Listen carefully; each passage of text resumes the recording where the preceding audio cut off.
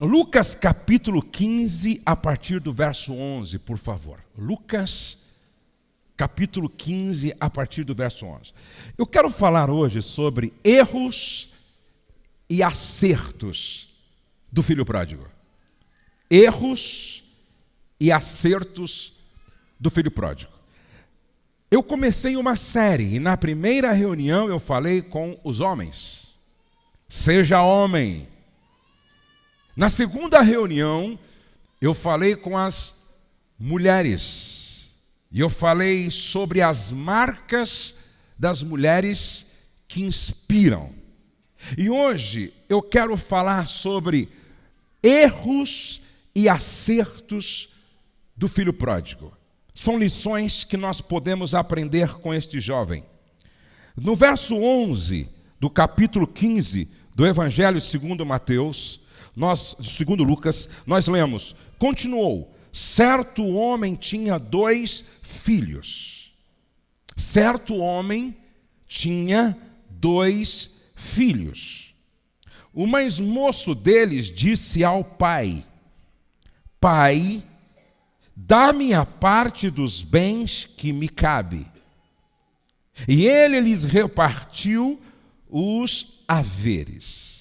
Passados não muitos dias, o filho mais moço, ajuntando tudo o que era seu, partiu para uma terra distante e lá dissipou todos os seus bens, vivendo dissolutamente. Deixa a sua Bíblia aberta aí, não feche a sua Bíblia. Inclusive, eu estou aconselhando todos a ter uma Bíblia de papel, até para facilitar você riscar, marcar, escrever, ok? Então vamos lá. Nós paramos no verso de número 14. Depois de ter consumido tudo, sobreveio aquele país uma grande fome e ele começou a passar o quê? Necessidade. Começou a passar necessidade. A Bíblia diz em Provérbios 15, 20. Provérbios 15, 20. Os filhos sábios enchem os pais de orgulho. Os filhos sábios enchem os pais de alegria. Os filhos sábios enchem os pais de felicidade, contentamento. Mas os insensatos, os tolos, os imprudentes, envergonham seus pais. Os filhos sábios enchem os pais de contentamento. Qual foi o primeiro erro do filho pródigo? Ele tomou uma decisão errada. Repete comigo: tomou uma decisão errada. Eu quero que você preste muita atenção nisso. Decisões decidem o nosso destino. Decisões decidem o nosso futuro. Decisões decidem em nossas vidas a bênção ou a maldição. Agora, o que as nossas decisões revelam? O que as decisões de um filho revelam? Primeiro, decisões revelam onde desejamos chegar. Segundo, decisões revelam o nosso caráter. Terceiro, decisões revelam nossos valores. Quarto, decisões revelam o que domina o nosso coração. Decisões revelam o que domina o nosso coração. Quinto, decisões revelam se estamos perto ou longe de Deus.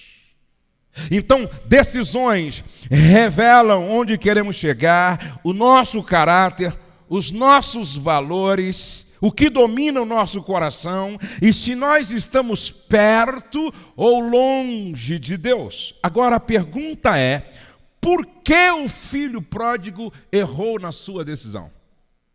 Por que o filho pródigo errou na sua decisão? Veja o que está em Provérbios 15, 22. Provérbios 15, 22. Quem recusa bons conselhos tem seus planos fracassados. Quem recusa bons conselhos tem seus planos fracassados, mas quem os aceita verá seus projetos saírem do papel e eles serão bem-sucedidos. Olha o que está em Provérbios 15, 31. Quem ouve os bons conselhos viverá bem. Você quer ter uma vida profissional boa? Você quer ter uma vida conjugal boa? Você quer ter um futuro abençoado? Olha só, quem ouve os bons conselhos viverá bem e será como um convidado de honra entre os sábios. Ou seja, quem sabe ouvir os bons conselhos faz sua morada com os sábios. Primeiro, o filho pródigo não consultou a Deus. O filho pródigo, para sair de casa, não consultou a Deus. Olha o que diz em Provérbios 15, 32. Quem faz pouco caso da disciplina será um nada, mas quem obedece à vontade de Deus ficará mais sábio. Quem faz pouco caso da disciplina será um nada. Aí diz assim, mas quem obedece à vontade de Deus ficará mais sábio. Ele não consultou a Deus. É interessante que eu vejo algumas pessoas decidindo e perguntam para todos, menos para Deus. Perguntam para a mãe, perguntam para o pai, perguntam para o amigo, perguntam para a colega, mas não pergunta para Deus. E a Bíblia diz que a vontade de Deus é sempre boa, perfeita e agradável, e quem a faz permanece para sempre. Segundo, o filho pródigo não ouviu seu pai. Ele não ouviu o seu pai. E olha o que a Bíblia diz em Provérbios 15, 5. Quem não dá ouvido ao que diz seu pai é insensato, mas quem aceita a correção tem bom senso. Quando a Bíblia diz em Efésios capítulo 6, honra teu pai e tua mãe, para que te vá bem. Honrar é ouvir e obedecer. É ouvir e obedecer, para que te vá bem e tenhas longa vida sobre a terra. Terceiro, o filho pródigo não buscou orientação com um mentor. O filho pródigo não buscou orientação com um mentor. O que é um mentor? É alguém que já chegou aonde você quer chegar. Por exemplo, o Felipe. Felipe está aí? Não o Felipe, meu genro. Ah, o outro Felipe lá. Isso, é o Felipe loirinho lá. O Felipe chegou para mim outro dia e disse, pastor, eu quero ter assim um ministério que nem o seu, focado em família. Aí então eu perguntei para a noiva dele, namorada dele, ele está te tratando bem? E aí ele viajou comigo. E aí ele ficou me perguntando tudo o que é necessário para ter um casamento interessante, uma família saudável, uma relação sustentável. Ou seja, ele está consultando o mentor que já chegou aonde ele quer chegar. A Damiana está aí? A Damiana, antes de começar a namorar, ela foi lá na minha sala, pastor, o senhor tem 10 minutos? Eu disse, pois não, Damiana. E ela disse, Olha, eu estou pensando assim, assim, assim, assim. O que o senhor acha? O que o senhor me orienta? O que o senhor me diz? Como é que eu devo fazer? Preste atenção. Se o filho pródigo tivesse feito isso, ele não teria ido parar entre os porcos, valendo menos do que um suíno. Não. Sua história seria outra. E se os filhos fizessem isso, as decisões seriam mais acertadas. Preste atenção. Ele não consultou o mentor. Número 4, ele decidiu influenciado por pessoas erradas. Sabe por quê? Nenhuma decisão que tomamos é sem estar debaixo de uma influência.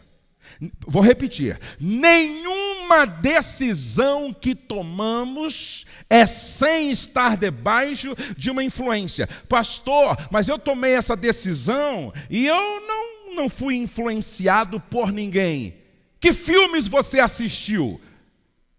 Quais são as novelas que você assistiu? Que tipo de música você ouviu e ouviu? Músicas me influenciam nas minhas decisões. Filmes me influenciam nas minhas decisões. Novelas me influenciam nas minhas decisões. Preste atenção. Debates que eu ouço na televisão me influenciam nas minhas decisões. Por exemplo, a gente decide para quem votar assistindo horário político na televisão. A gente decide para quem votar ouvindo pessoas no cabeleireiro, no dentista, na antessala do consultório médico. Ou seja, nós estamos sendo influenciados. Agora, o problema é quando a gente decide debaixo de uma influência maléfica, maligna, porque estamos ouvindo pessoas erradas. Olha o que diz Salmo capítulo 1, verso 1. Bem-aventurado é aquele que não anda no conselho dos ímpios, não se detém no caminho dos pecadores, nem se assenta na roda dos escarnecedores. Eis a razão porque a Bíblia diz: as más companhias corrompem os bons costumes. Ouvi uma história de uma mulher que era fiel ao marido, uma mulher que era honesta, uma mulher que era uma boa esposa, mas ela frequentava um ambiente onde a maioria das mulheres traíam os maridos. Cada uma contava a sua história de aventura.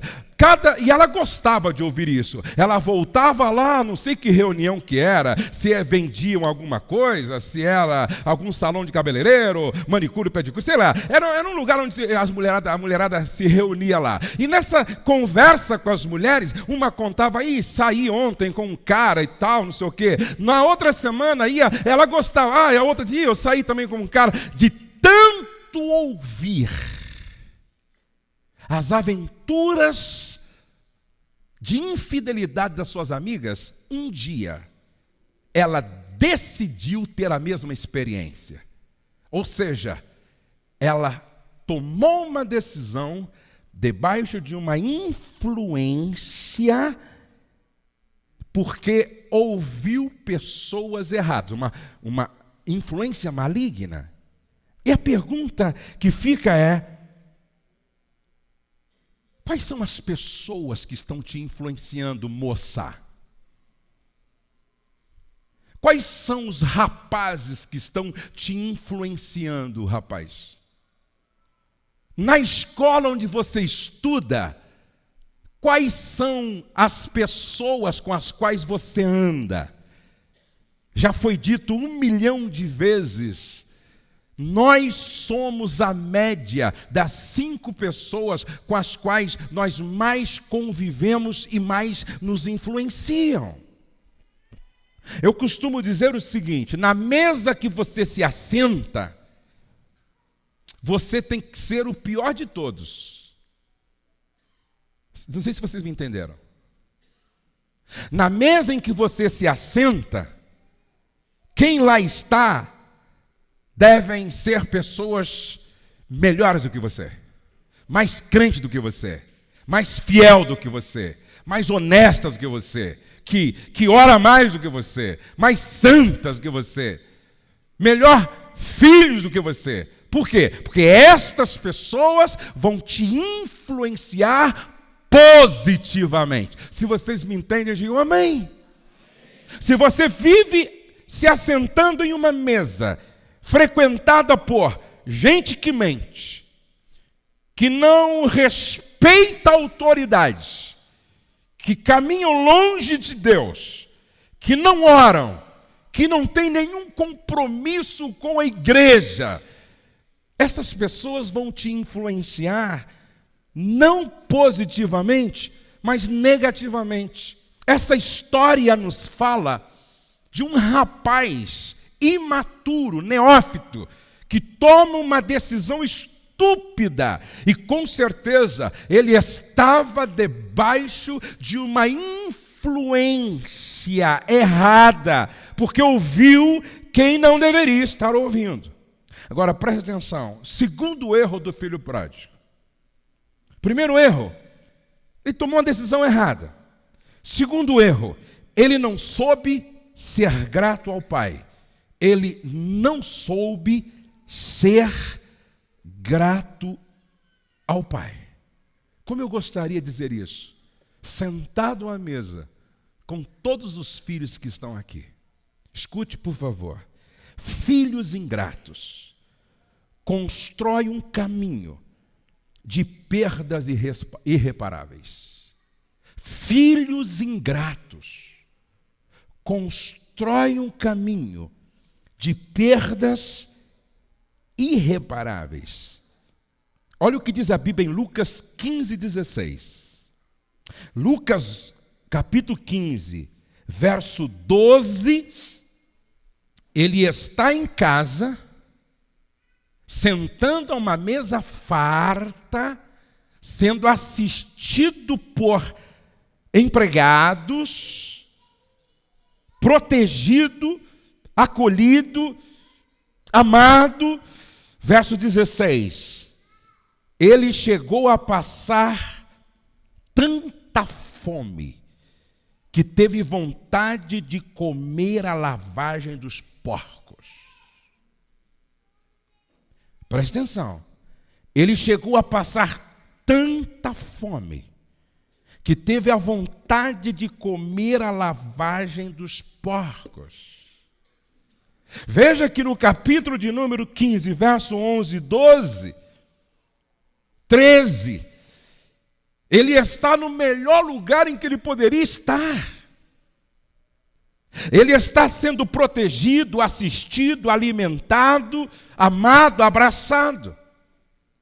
Mas no capítulo 15, verso 16, ele está em um chiqueiro de porcos, passando tanta fome, que ele tem inveja do porco. Porque o porco tem o que comer, mas para ele ninguém dá nada. E como é que ele construiu esse caminho? Ele não reconheceu o valor de tudo que o Pai fez por ele. Amados, preste atenção. Nada talvez provoque mais a ira do coração de Deus do que atitudes de ingratidão. Nada perturba mais o coração de Deus do que atitudes de ingratidão. Eu tenho 3 filhos, por isso eu sei quanto custa um filho. Quantas noites a Rose não dormiu porque o Pedrinho, quando bebê, ele não dormia à noite. Ele chorava a noite toda e dormia de dia. Quanto custou a Letícia para nós? desde bebezinha, nasceu prematura. Quanto custou Douglas para nós? Coloca horas não dormidas, coloca mamadeira nisso, fralda, e naquela época, bem anos atrás, não tinha fralda descartável. Quanto custa um filho até se formar na universidade? Agora, ei, o que me choca, meninas, é você ouvir mais um cara que apareceu do nada,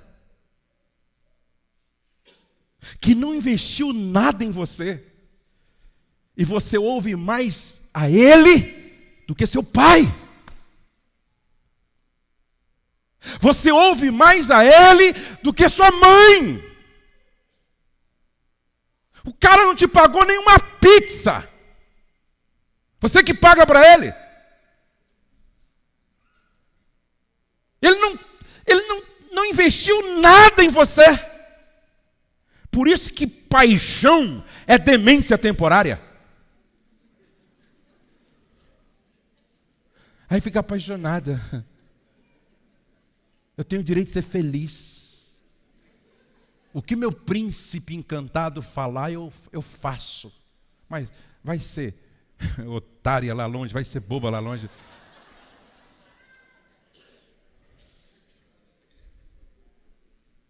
O que esse rapaz investiu em você? O que esse rapaz investiu em você? E o rapaz, mesma coisa. Tem rapaz que fica bobo.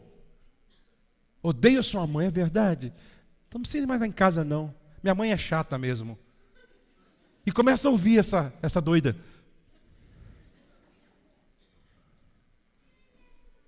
Quem você deve ouvir é quem investiu a vida em você. Amém, queridos? Quem você deve dar ouvido é quem pagou um alto preço por você. E sabe a quem você deve ouvir? Quem diz assim: respeita a tua mãe, honre o teu pai. Menina, se você encontrar um cara que disser assim: respeita a tua mãe, honre o teu pai, abraça esse anjo e não deixa ele escapar.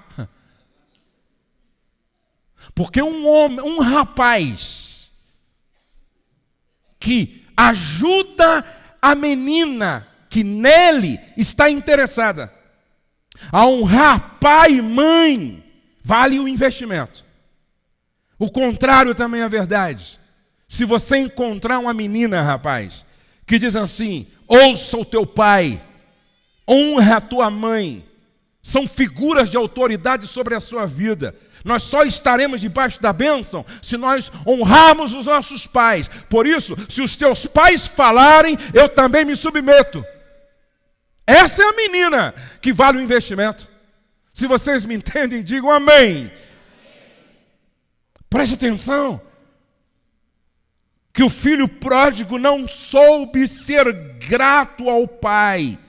Filhos ingratos constroem um caminho de perdas irreparáveis. Filhos ingratos são capazes de desejar a morte dos pais. Se não preste atenção, o filho pródigo pede a herança antes que o pai, com o pai vivo, pede a herança com o pai vivo. E naquele tempo, a herança só era repartida depois que o pai morresse. Um filho que pedisse a herança com o pai vivo, sabe o que ele estava dizendo? Eu quero que você morra.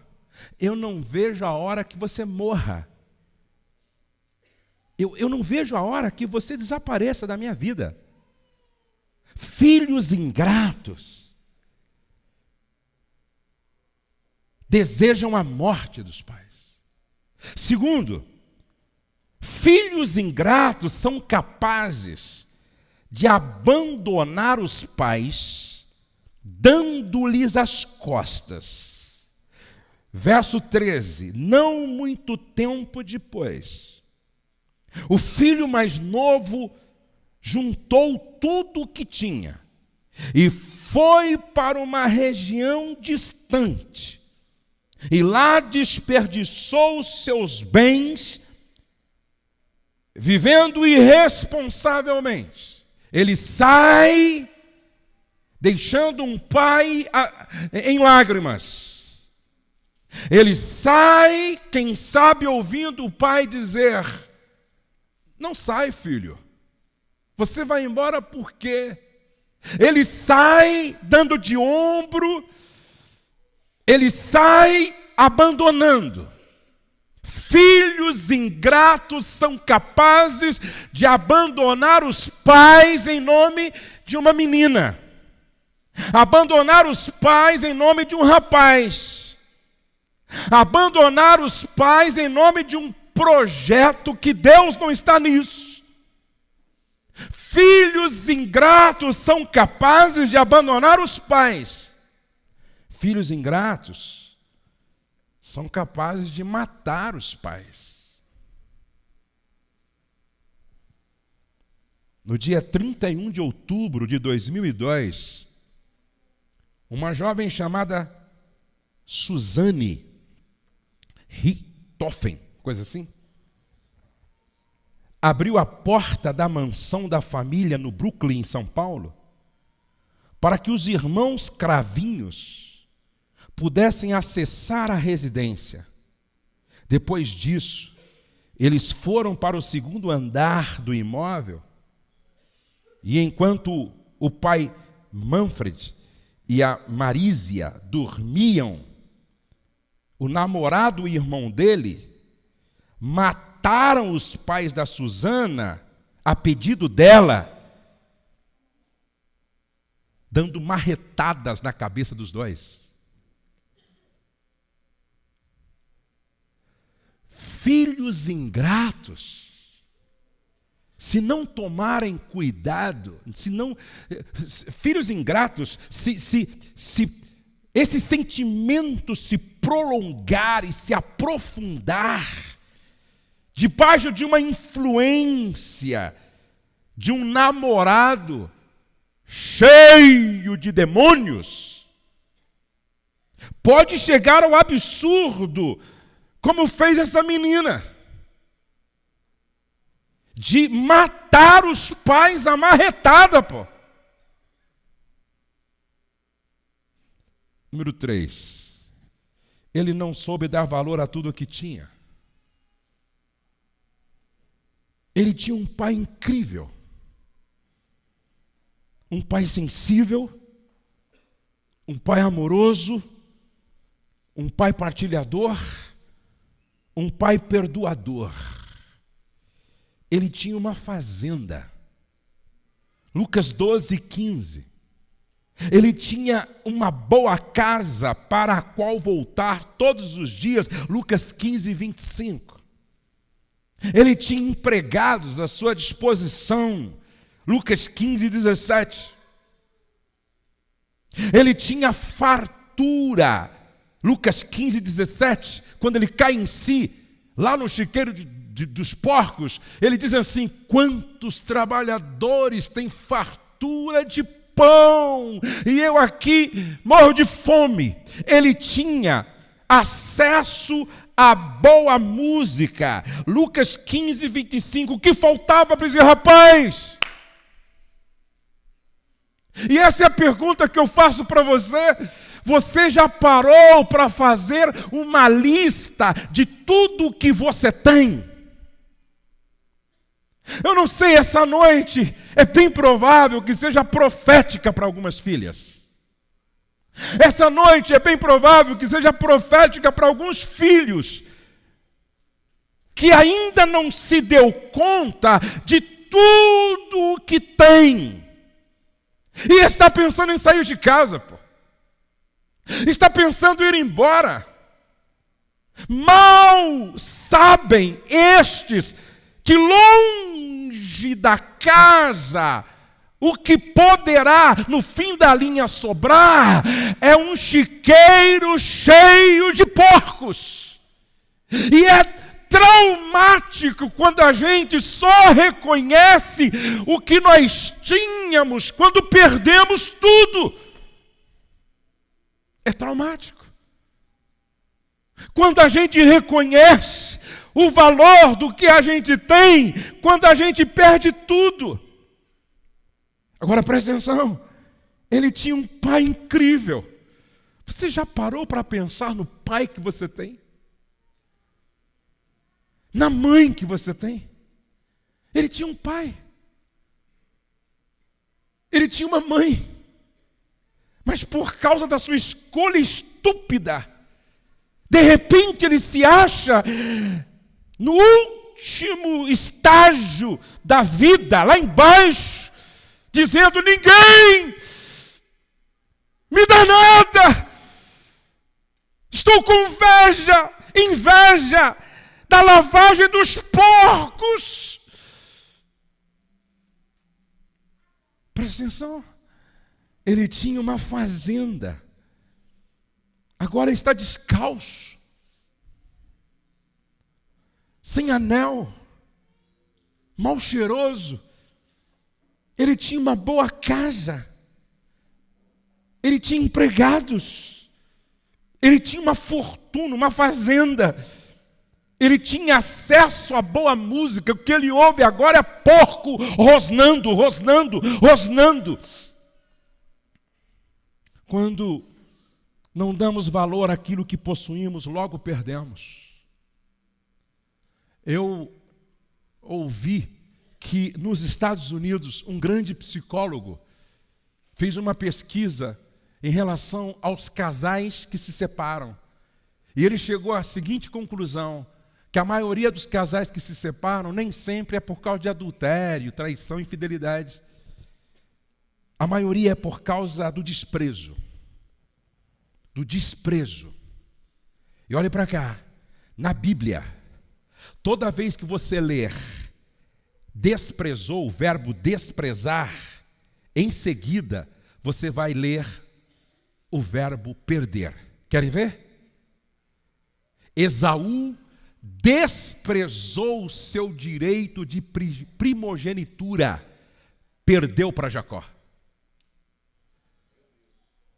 Golias desprezou Davi, perdeu para Davi. Davi o matou, cortou a cabeça, acabou Golias. Mical, quando Davi volta com a arca, a Bíblia diz que ela desprezou Davi, o chamando de moleque vadio. Sabe o que aconteceu? Deus disse: por causa desta sua atitude de desprezo, o teu útero nunca vai gerar. Você nunca terá filho. Perdeu, Mical. Toda vez na Bíblia que você encontra alguém desprezando na frente, você encontra a história toda dizendo: perdeu. O filho pródigo desprezou o pai, perdeu tudo, perdeu a herança, perdeu a fazenda, perdeu tudo, perdeu a dignidade, perdeu o valor próprio. Preste atenção. Será que Deus não trouxe você aqui para dizer: desperta, tu que dormes? Quem tem ouvido, ouça o que o Espírito diz à igreja. Valorize teu pai, valorize a tua mãe, valorize a tua cama. Se você for agora lá onde estão os criminosos, os ladrões, encarcerados, eles vão dizer: estou aqui porque não dei valor ao que eu tinha. Estou aqui porque não dei valor à minha mãe, ao meu pai, aos meus mestres. Preste atenção, se você for lá naquele hospital onde estão os aidéticos, sendo comidos pela doença, muito próximo da morte. Muitos deles vão dizer: perdi minha saúde, porque desprezei o que meu pai falava. Perdi tudo, porque desprezei o que minha mãe dizia. Eu perdi tudo, porque não dei valor ao que eu tinha. Agora vamos ver quais foram os acertos desse rapaz. Primeiro, ele caiu em si. Repete comigo: caiu em si. Outra vez, ele caiu em si. Ele caiu em si. E quando ele cai em si, ele diz: quantos trabalhadores do meu pai têm pão com fartura, e eu aqui morro de fome. Segundo, ele tomou uma decisão acertada. Diga: decisão acertada. Outra vez: decisão acertada. Levantar-me-ei, e irei ter com o meu pai. Presta atenção. Levantar-me-ei, e irei ter com meu pai, e dir-lhe-ei: Pai, pequei contra o céu e diante de ti. Já não sou digno de ser chamado teu filho. Trata-me como um dos teus trabalhadores. Repete comigo: decisão. Outra vez: decisão. Decide o meu futuro, o meu destino. Aí ele diz assim: levantar-me-ei e irei ter com o meu pai. E no verso 20, e levantando-se. Ele não só ensaiou o pedido de perdão, ele não só ensaiou o que diria para o pai, ele não só decorou a fala para o pai, mas a Bíblia diz que ele decidiu, levantando-se, foi para seu pai. Levantando-se, foi para o seu pai. Ele foi humilde para reconhecer o erro e pedir perdão. Quantos entendem que nós estamos hoje aqui numa noite profética? Diga amém. Quantos entendem que Deus nos trouxe aqui para falar mesmo ao nosso coração? Diga amém. Eu estou pregando aqui, o Espírito Santo está dizendo para mim: diga aos filhos que muitos deles hoje precisam cair em si e pedir perdão aos pais. Preste atenção. Diga aos filhos que muitos deles precisam cair em si e pedir perdão aos pais, porque não estão honrando os pais como deveriam, não estão sendo gratos aos pais como deveriam, não estão dando valor a tudo o que têm como deveriam, não estão sendo sábios como Deus espera que eles sejam. Então esta não é uma noite qualquer. Esta é uma noite em que Deus quer converter o coração dos filhos aos pais, para que estes filhos jamais trilhem o caminho do filho pródigo, para que estes filhos jamais trilhem o caminho da maldição, da perdição e da desonra, para que estes filhos não tenham vida curta e miserável, mas para que estes filhos tenham vida longa e debaixo da bênção de Deus. Vamos ficar de pé.